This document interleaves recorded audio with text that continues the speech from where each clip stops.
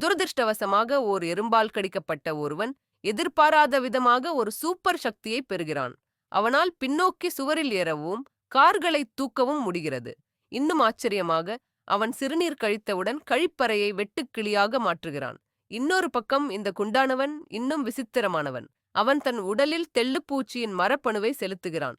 அந்த மரபணு அவனுடைய பல வருடத்து பழைய குளிர் காய்ச்சலை குணப்படுத்துவதோடு மட்டுமல்லாமல், அவன் அனுமனை விட உயரமாக குதிக்கிறான். ஒரே குதியில் 107,000 பெட்டிகள் தாண்டுகிறான். ஆனால் ஒரே குறைபாடு என்னவென்றால், அவனுடைய சூப்பர் சக்தி இரத்தத்தை நம்பியே இருக்கிறது. வெளியே கேட் ஓவன் வெகு நேரமாக வெளியே வராததைக் கண்டு உடனடியாக காலை பிடித்துக் கொள்கிறாள்.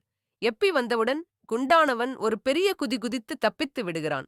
மறுநாள் குண்டானவன் ஓவனை துன்புறுத்தத் தொடங்குகிறான். பள்ளிக்கு வந்து ஒரு தாக்குதல் நடத்துகிறான். குண்டானவன் தீங்கு செய்யாமல் தடுக்க ஓவன் விரைவாக தனது கவசத்தை அணிந்து பதிலடி கொடுக்கத் தொடங்குகிறான். குழப்பத்தில் குண்டானவன் கேட்டை பிடித்துச் செல்கிறான். குண்டானவன் கர்ஜனை செய்து இன்னொரு பெரிய குதி குதித்து தப்பித்து விடுகிறான். கேட் ஒரு சைக்கிளை கண்டுபிடித்து பூட்டை உடைத்து சைக்கிளில் வேகமாக விரட்டுகிறாள். ஒரு காட்டில் மரத்தில் கட்டப்பட்டிருந்த கேட்டை ஓவன் காப்பாற்றுகிறான். அப்போது குண்டானவன் வானத்திலிருந்து குதிக்கிறான்.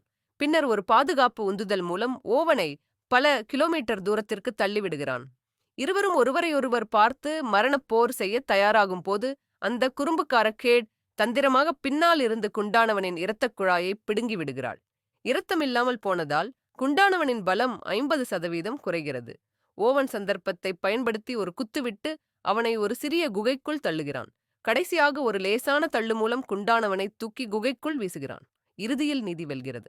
ஓவனின் உயிரை காப்பாற்றியதற்கு நன்றி தெரிவிக்கும் விதமாக நீண்ட காலமாக ஓவனை விரும்பிய ஷியாவோ மெய் அவனிடம் முன்வந்து தனது அன்பை வெளிப்படுத்துகிறாள். இனிமையான தருணங்களுக்குப் பிறகு ஓவனும் கேட்டும் நீதியை நோக்கி பயணிக்கிறார்கள். தீமையை அழித்து நல்லதை நிலைநாட்டும் பாதையில் செல்கிறார்கள்.